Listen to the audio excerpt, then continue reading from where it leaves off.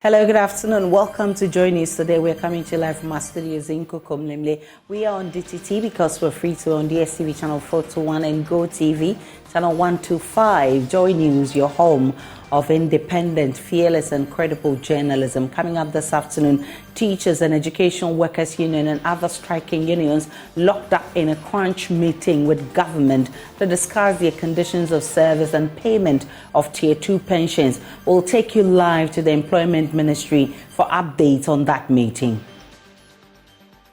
Also, some Ghanaians expressed frustration over the Emissions Levy Act 2023 as it takes effect today, arguing owners of motorcycles and vehicles will be financially burdened.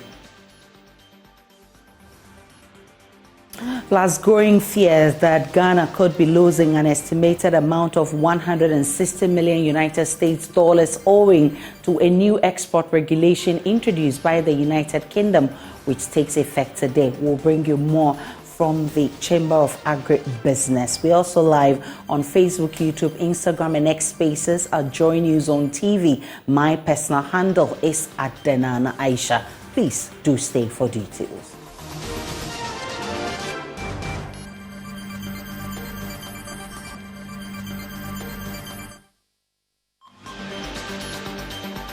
Thanks for choosing us. This afternoon, the Teachers and Education Workers Union and other striking unions are meeting government to discuss the conditions of service and demand for the payment of Tier 2 pensions. The strike has affected both academic and non-academic works on the various campuses. TEWU has declared a nationwide indefinite strike over what the union describes as a government's lackadaisical attitude in addressing the concerns of workers. The union cites the failure of the government to pay the Tier 2 pension allowances to fund managers, the extra duty allowances and car maintenance allowances for junior staff, among others, for the industrial action. It follows an emergency National Executive Committee meeting held on Wednesday at the KNUST, and it comes as the Teachers and Education Workers Union of the Trades Union Congress, the Senior Staff Association and the Ghana Association of University Administrators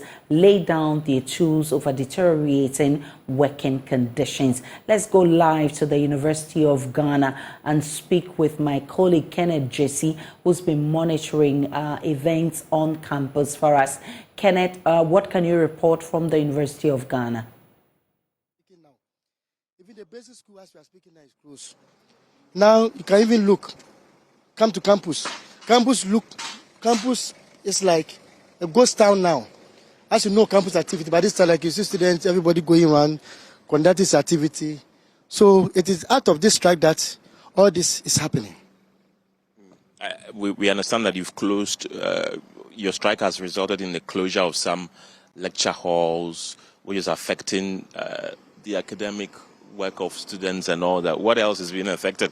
You also mentioned that you're going to close down security. Have you done that yet? When are you going to do that? Yeah, with the issue of the security, we met management, and even though our letter to them of the closure of the security service and hospital is still pending, but because we met management, we have decided that even though they are working, but they are not working fully. It's the skeleton. I mean, some aspect of the staff are working, and not all of them. So this is how the strike has gotten to. In terms of the lecture theaters, as you can see, you've gone there so that there's nobody there because it's our workers that work there. So if they're on strike, I don't think that nobody will even go open the place for students to even have access to the place to do their academic activities. Right.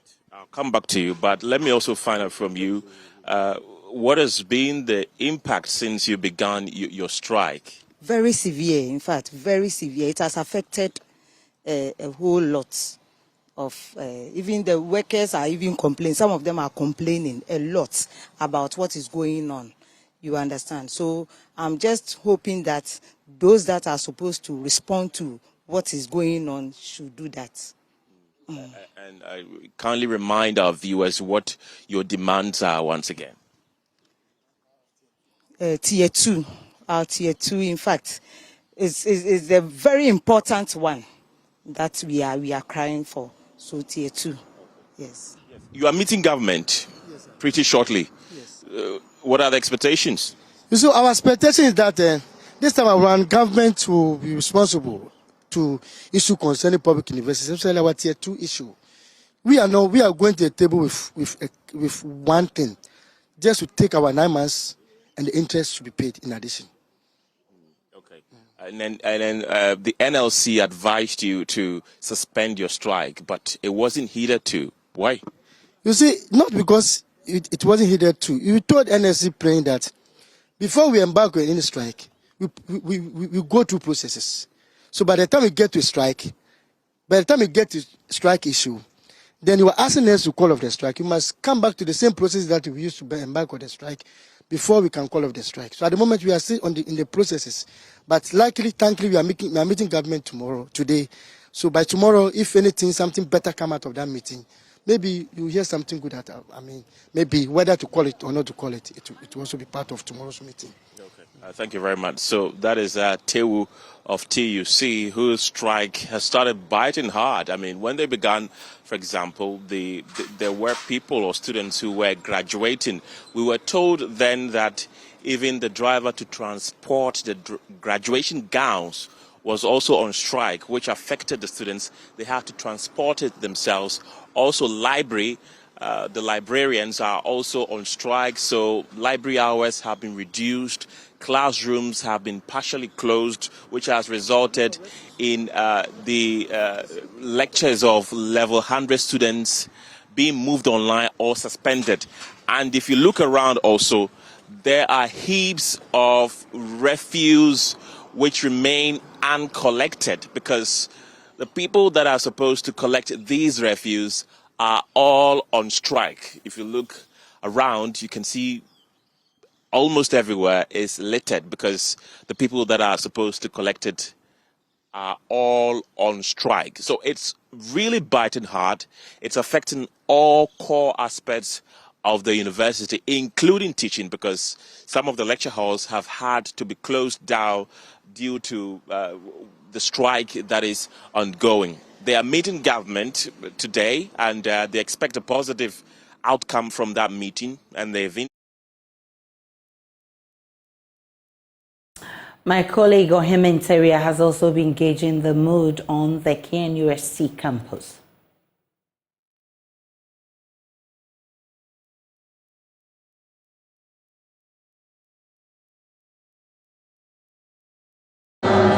The Tertiary Education Workers Union of Ghana boasts of over 10,000 members in all the public universities nationwide.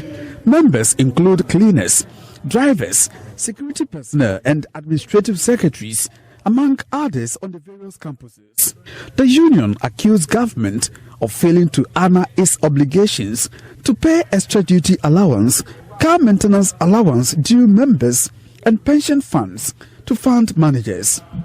A one-week ultimatum to government to act on the concerns of the union expired last week.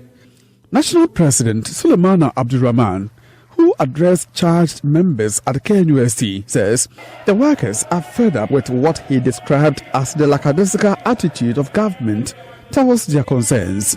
TEWU demands, or therefore demand, that payment of the Tier 2 pension funds by government to the fund managers immediately. 2.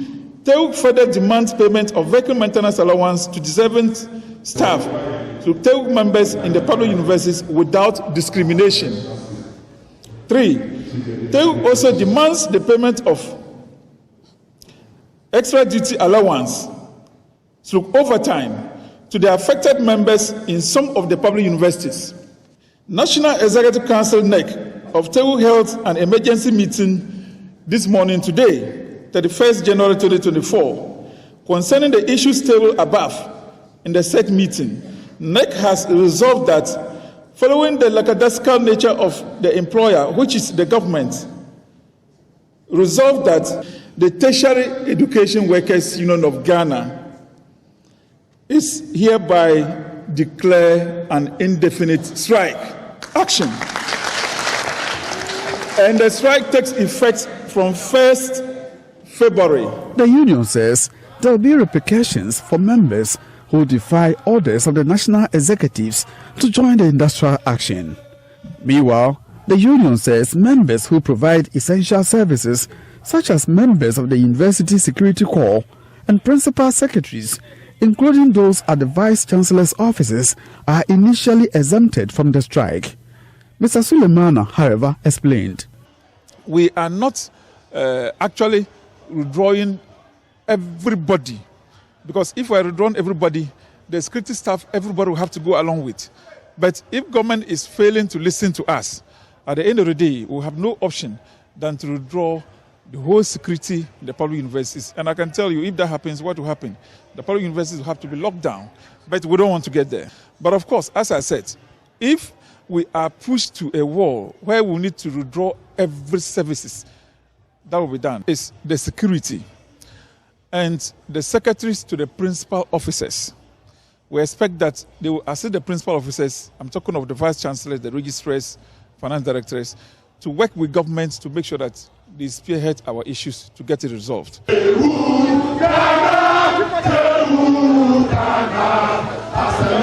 From Kumasi, for Joy News, Ohimanteria reporting.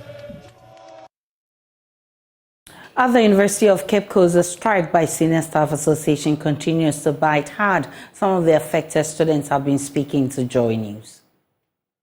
My name is Bafo Esther. I'm from Sunyane. Some of my colleagues are from Wa, Cape Coast, Accra. Please, we have been here since yesterday. We are here to collect our certificates, but there is no one to assist us over here.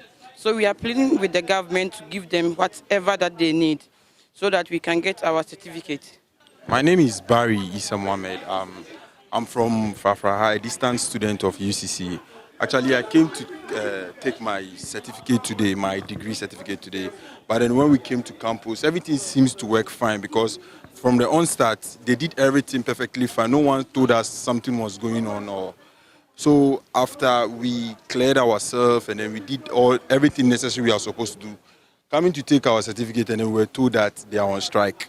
So right now, we are so frustrated and then we don't know what to do. Information reaching me is that some people were even here since they had to sleep on campus just to make sure something would happen today. But unfortunately for all of us, nothing has happened. And then right now as we speak, we are stranded and then we don't know what. Some of us are actually coming from work. Some of us from Accra, like I already mentioned. And then some of us are working and then they have to take permission from their bosses just to come here. But then coming to see this situation is very frustrating. We woke up one morning to a news of strike by the senior staff and TEWU of the various institutions, which UCC itself was affected. Our students, as we are affected by this great strike, when it comes to the university hospital, which serves not just the students' body, but the whole total, the community within UCC. Unfortunately, the hospital also had to be closed down at certain periods so that the strike action that has been taken by national would actually suffice. It's had a toll on students since these medical issues, day in, day out, calls keep coming to us as student leaders about students that want to visit the place to be checked up for various medical problems. Unfortunately, the hospital is not in a place to look after these people, and these people have to go to the teaching hospital, which is quite a distance from the university. Again, the strike of TEWU has also affected us very much, as our various lecture rooms, our various halls and environments have not been catered to with respect to its cleanliness, and students have to mask themselves up, spearheaded by the various student leaders, that is GRASAG and SRC, and the various heads of halls, to make sure that these environments are clean for students. And as we know, this is an academic environment, and cleanliness is very important to students. We plead, on behalf of the entire students' body, we plead to government and the stakeholders involved to make sure that the plea of both the Senior Staff Association and TEWU are met to ease the life of students all over campus across the country.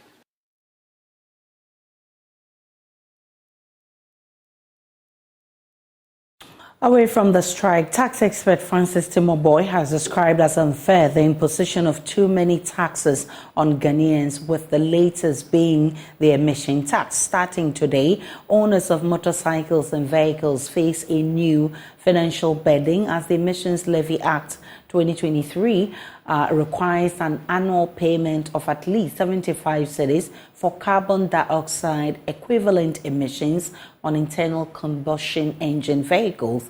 The Ghana Revenue Authority issued a notice stating that the levy is part of government's commitment to addressing greenhouse gas emissions and promote eco-friendly technology. Well, tax expert Francis Timoboy says even though government is under pressure from the IMF to tidy up its system, imposing more taxes on the people is not the ideal way to go. He says overburdening Ghanaians will only lead to a breakdown, advising government to explore other avenues of raising revenue instead of imposing more taxes.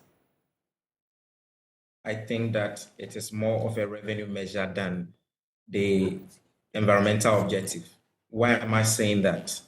Environmental tax or carbon tax is supposed to discourage or have a direct effect on behavior.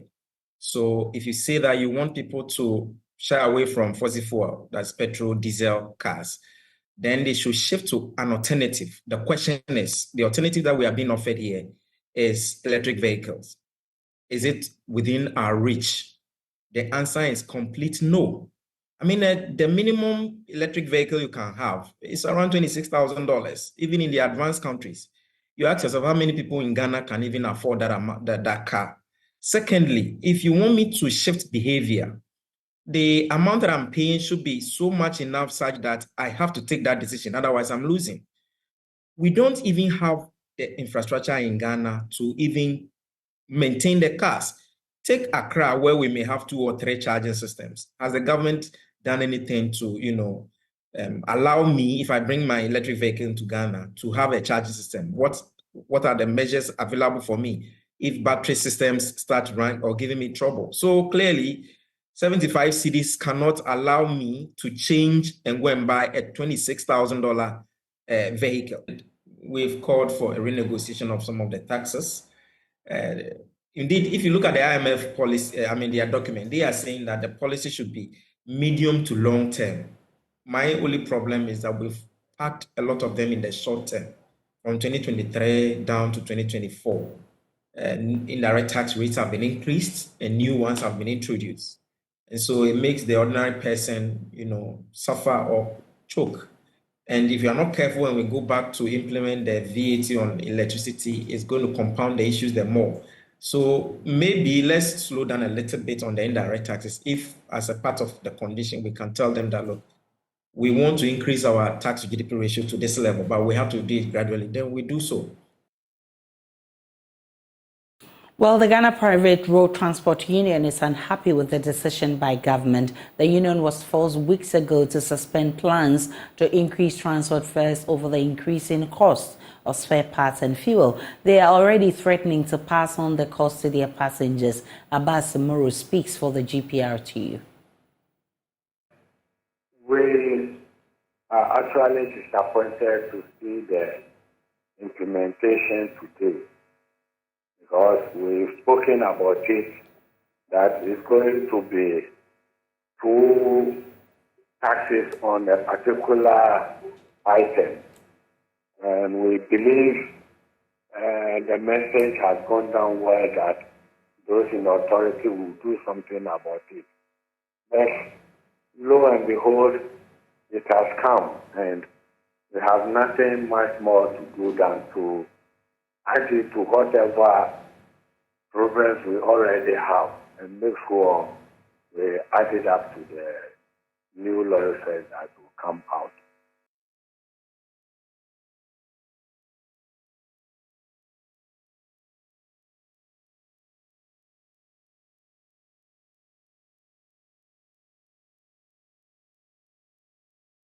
Well, this emission levy will affect every Ghanaian, whether you fall in the category or not, because essentially when the transport fares are increased, Ghanaians from all walks of life will be affected. So we hit the streets to find out what you think about the emission levy. Here are your views.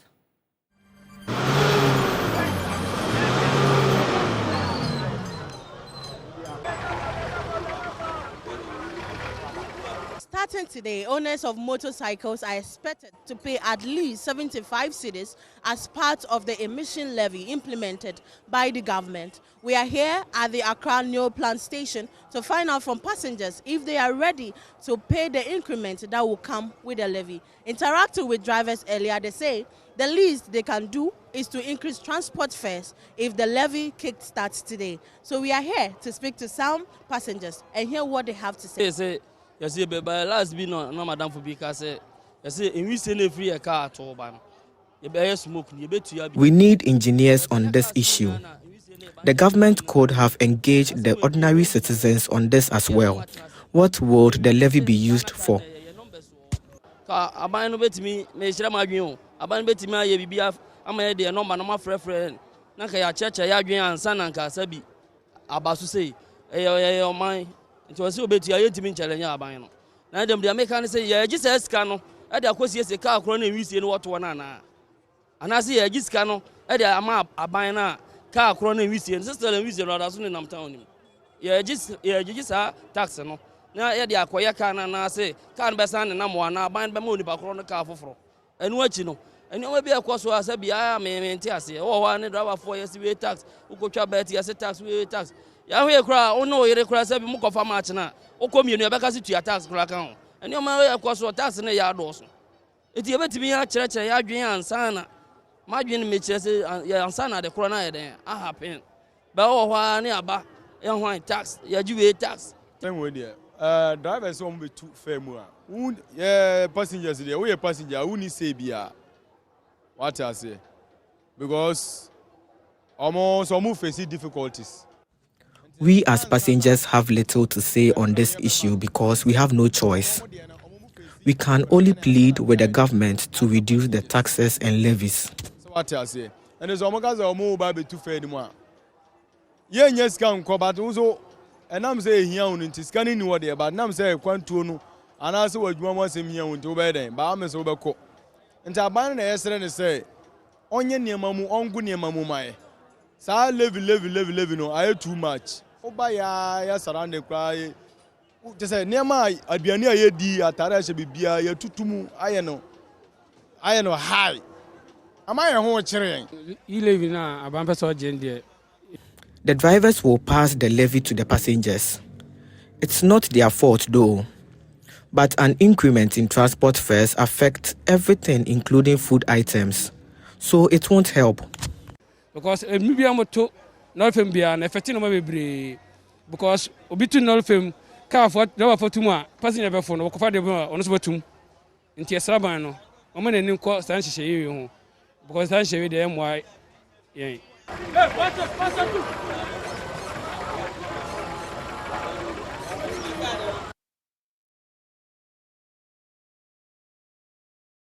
Let's do some politics. Flag bearer of the NDC, John Dramani Mahama, has advised the electorate to accept gifts targeted at inducing them in the upcoming elections. Nonetheless, the former president wants the electorate to vote against such politicians. He expects the electorate to be guided by the economic hardship in the country to vote out the present government. Nana Ojima is with the NDC's Building Ghana tour currently in the eastern region and has filed this report. Vote buying is gradually becoming a part of the country's electioneering. Though all political parties condemn the phenomenon, the practice is on the rise. Flag bearer of the NDC, John Dramani Mahama, is envisaging ruling NPP will induce the electorate with money for their votes in this year's general elections. He wants the electorate to accept the gifts when approached. Na samotinya ase no for ye. Omo ye den. Omo ji sika no e no omo ye den. E no omo to omo aba se na omo pese omo to no.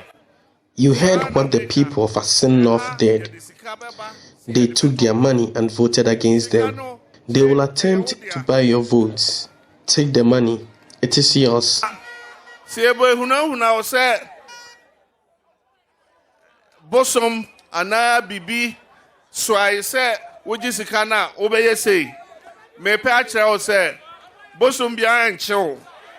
Wa wusika na obi de wa usika samba mawa bosum bia eni asase so a ebe ye obi bia. Let me tell you, no deity will haunt you for taking your own money. They will bring money and other things. I plead with you to take the money and vote wisely. Be mindful of your present condition when making a choice. Omanpenyin kufo ne ka na asem. Ose de ose hwe wa setena na to abapa. The electorate are being encouraged to be mindful of the present economic condition in making a choice. He says the NPP, who tagged his government as incompetent, has done less to improve the well-being of the people. Meanwhile, Mr. Mahama has insisted the NDC administration will redeem promises made electorate. Ni ebetimi aye ene eka. Yen hyebo se nipa ento maye abra ye nim se yentimi nye. We promise and deliver. We don't just make promises. In 2016, we were tagged incompetent. In a response, I told them the job is not as easy as they make it look. Today, we have witnessed their performance.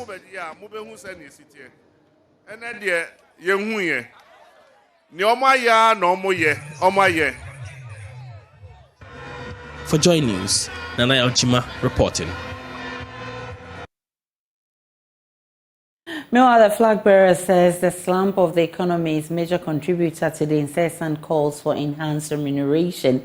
In meetings with organized labor as part of the Building Ghana tour, various labor unions called for enhanced market premiums in the NDC government if successful in 2024. Already, some of these unions have resorted to strike actions in driving home their demands. The former president says the demands should continue until the economy is improved. Nana Ojima once again. The labor unions continue to be a part of the Building Ghana tour. In the Eastern region, they had the opportunity to meet the NDC flag bearer and voiced out concerns to feed into the NDC manifesto. Like other regions visited, leadership of the selected unions were concerned about their salaries. They said a hungry man is an angry man. The welfare that we have found ourselves in, we think that needs a critical look at. If teachers, with all that we do, a lot of the things we do go unrewarded. The NDC flag bearer, who appreciates the demands, believes the economy should be strengthened to enhance living conditions. And so they can give you whatever market premium, they can give you whatever money. If the economic deterioration does not stop, you continue to demand more allowances and more money, not because you are not being paid more, but your money is being eroded by inflation. Inflation went up to 54%. The dollar shifted in 2016 from 3.94 cedis to currently 12 point something. And so if you are earning a certain amount of money, like your counterpart in another country, because of the shift in the foreign exchange, the value of your money is far less than your counterpart in the neighboring country. The former president, seeking a comeback to office, has insisted on the need to engage labor on strategies to improve economic situation of the country. I believe that NDC has the men and women to sort out this economic mess. But as they say, the darkest hour is before the dawn. When we come, we will open the books to you. We will let you know what Ghana's economic situation is. And like I said, we'll hold a stakeholder meeting. All of us will come, Tuta, Gnat, everybody. You all come. And we'll show you the state of the Ghanaian economy and what is there. Away from politics, there are growing fears that Ghana could be losing an estimated amount of $160 million owing to a new export regulation introduced by the UK. Through its new bolder target operating model, all animal and plant products being moved to the UK will now require export health certificates effective January 31, 2024.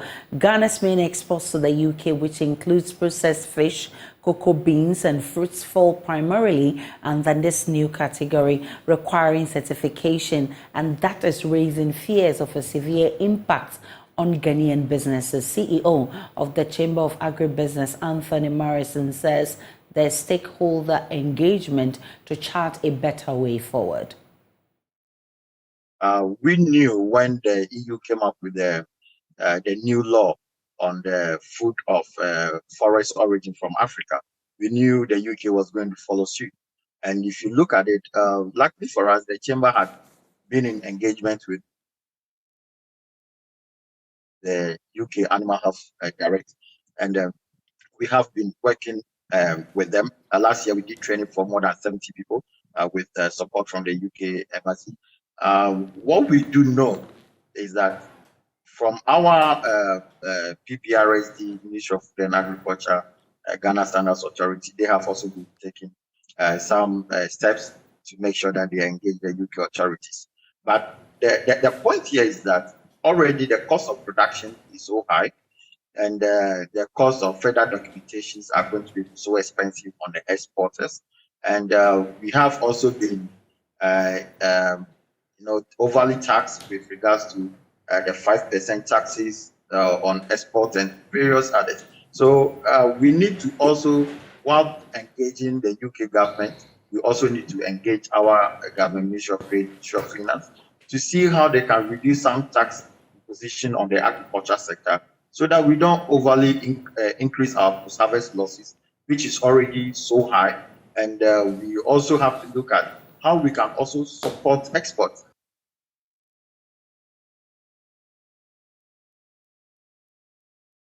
Let's take a break on Joy News today. When we return, we'll bring you business.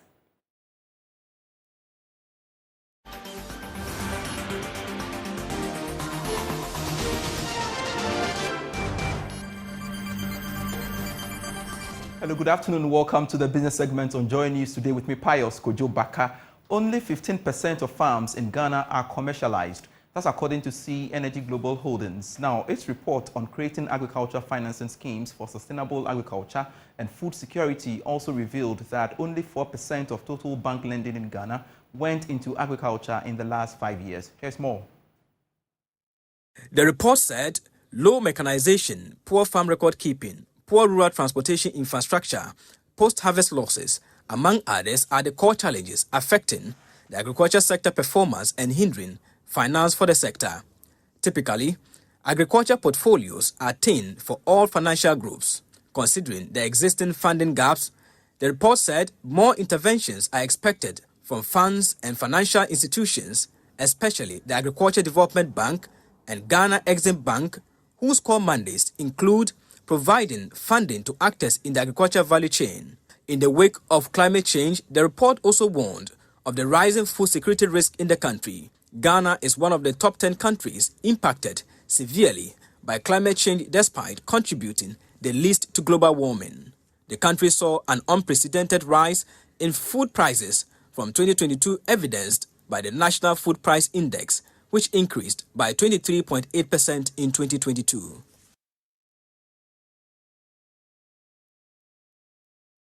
Now, the Ghana Institution of Engineering has bemoaned the hike in cement prices in recent times. According to the institution, this is affecting operations of some of its members.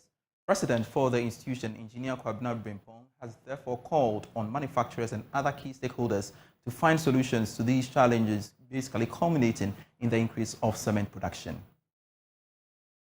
The president for the Ghana Institution of Engineering, Engineer Kwabena Brimpong, recommended the use of affordable building materials, such as the use of bio-based materials like timber, bamboo, and improvement on non-renewable building materials such as green cement. We need to look at various options in providing sustainable housing delivery, and these must be affordable. So we have looked at providing or using bio-based materials, and these include bamboo, which is a renewable resource, and we know that bamboo sequesters about 60% of carbon dioxide, and we also know that bamboo grows very, very fast, 1 meter a day. For all of us, we know that bamboo, we always think about bamboo as being for support or scaffolding. Very much so. Because, look, as I mentioned, 80% of our building materials are imported.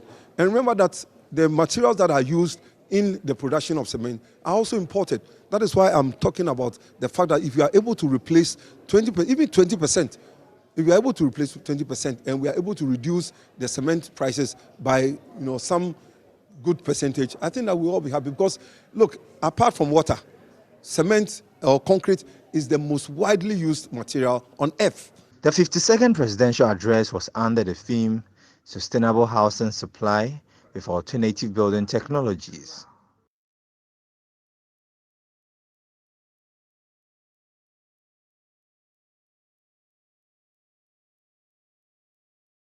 That'll be all for business. I am Pius Kojo Baka. I shall be back at 1 p.m. with the marketplace.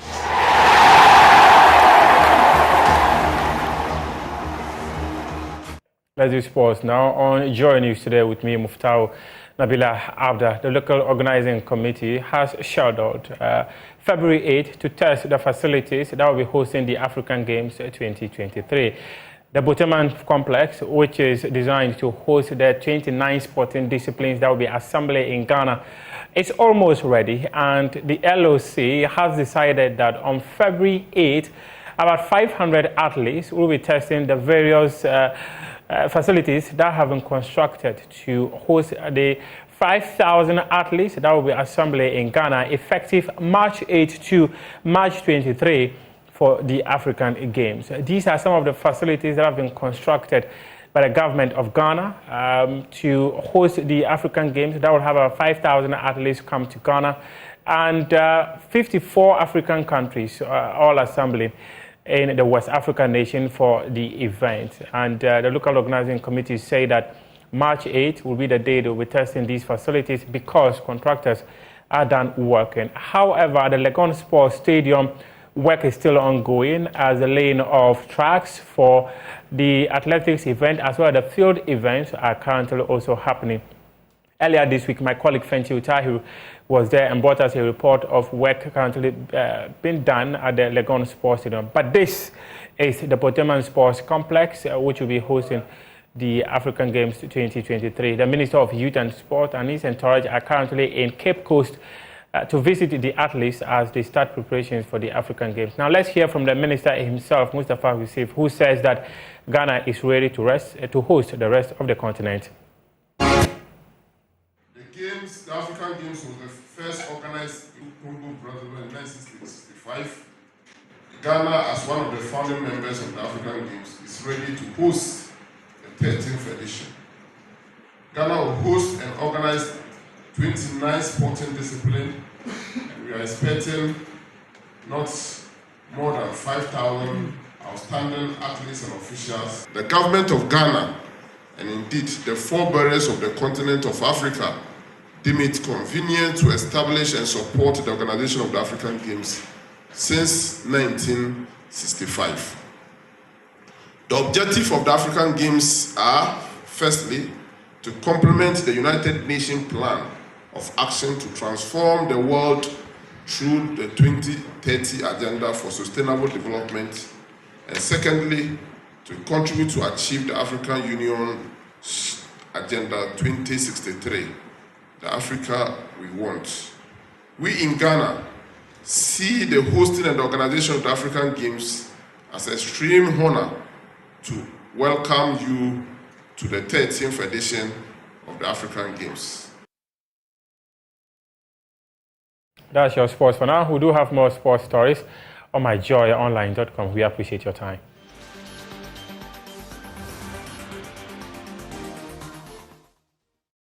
Time now for showbiz, and the stage is set for all the thrilling and heartbreaking moments at the grand finale of this year's National Spelling Bee. From a pool of over 300 spellers narrowed down to 99, these young word crushers are fervently preparing for a grand showdown. Amidst the myriad of challenges, these contestants share their tales of resilience and dedication with my colleague Jacqueline Ansomayabwa.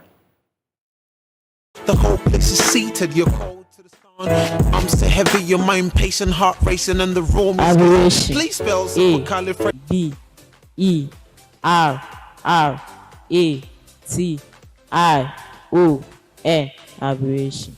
That is correct. From a wild starting pack of over 300 spellers, the spotlight now shines on 99 finalists, each armed with their dictionaries and dreams. The journey to the spelling stardom is no easy feat, but these contenders are turning the challenges into a joyride, sharing tales of laughter, perseverance, and perhaps a few spelling bee nightmares.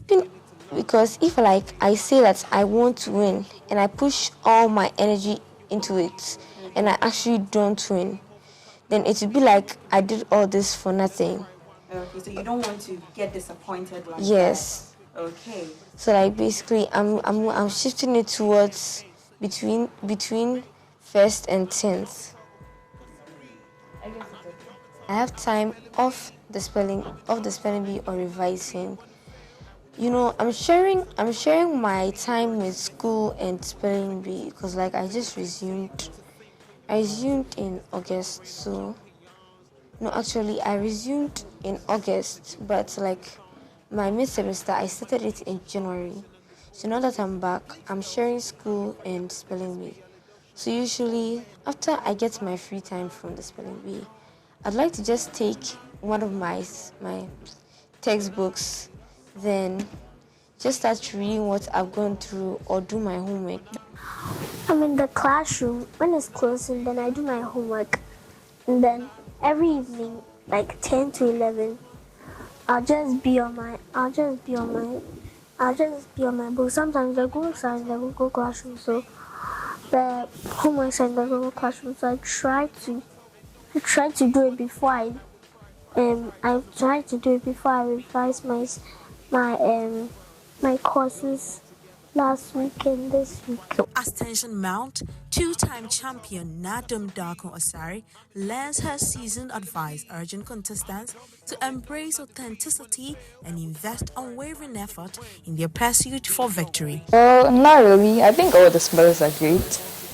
And I mean, it is a competition, so all of them are threats. Everybody is a potential threat. Yes, potential threat. Okay. Well, what should patrons, viewers, everybody expect from you in the finale? Well, you never know. I mean, I don't know what word is going to come, so I'm just going to try my best. Country Director for Young Educators Foundation, organizers of the Spelling Bee Ghana, Eugenia Techi Manson, assures patrons the foundation is fully prepared for the grand finale.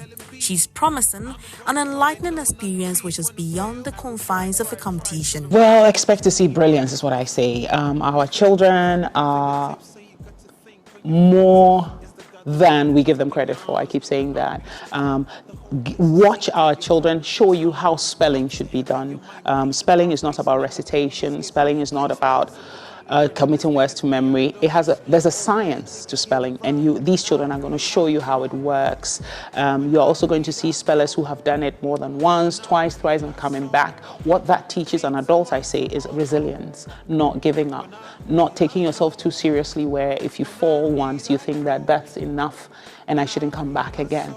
What you're also going to see is a celebration of literacy. So it's not just spelling, as we say it. It's not really. Spelling is not just about spelling. Yeah. It's literacy. And so you're going to hear words that we don't use on an everyday, I almost said normal, on an everyday basis, but it can also help us to improve our vocabulary. As the anticipation builds, the stage is not merely set for a spelling smackdown, but a celebration of knowledge and determination where the finest minds will converge to leave an indelible mark on the linguistic landscape. For Joy News, I am Jacqueline Ansama Yeboah. That's our wrap-up showbiz, and that's how we end the bulletin this afternoon. My name is Aisha Ibrahim. Log on to myjoyonline.com. There's more of the news and updates of all the developing stories. See you again tomorrow, same time.